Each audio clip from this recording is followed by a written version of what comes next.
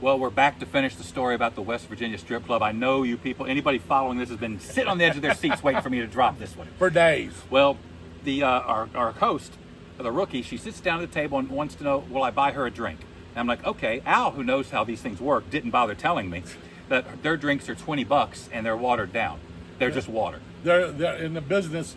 Why would I know this? I'm in the Infinity School. Because they call you in the morning. That's right. They're called B girls, and the B girls go around, try to make friends with the patrons, and they charge big time money for a watered down drink.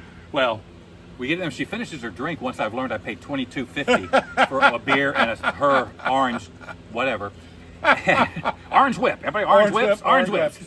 That's for Greg Schwartz.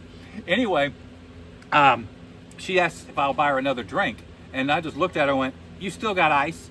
Drink your backwash." And Al starts laughing. I was cracking up because she didn't have any teeth.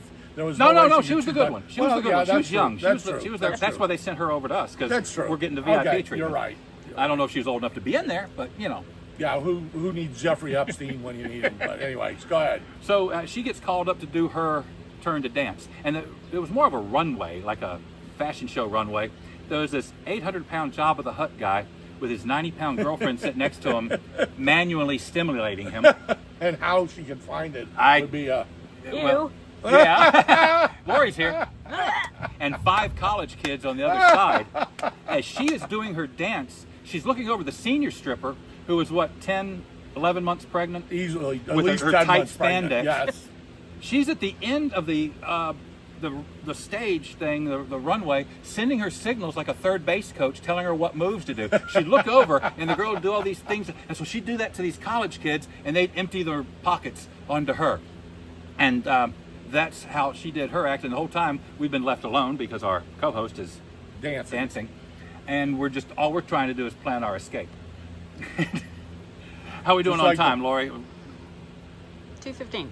Okay.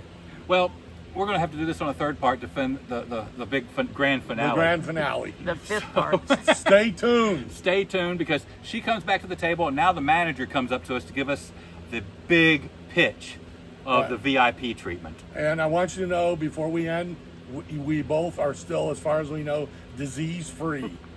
Okay? Except, we did sit on the chairs. And that's when you catch the hoopla. That's true. The hoopla back in the 80s and 90s, you didn't have to touch the girl, just jump off the bar seat and get you. But there we you go. Guarded for that. Anyway, you got to hear the end of this.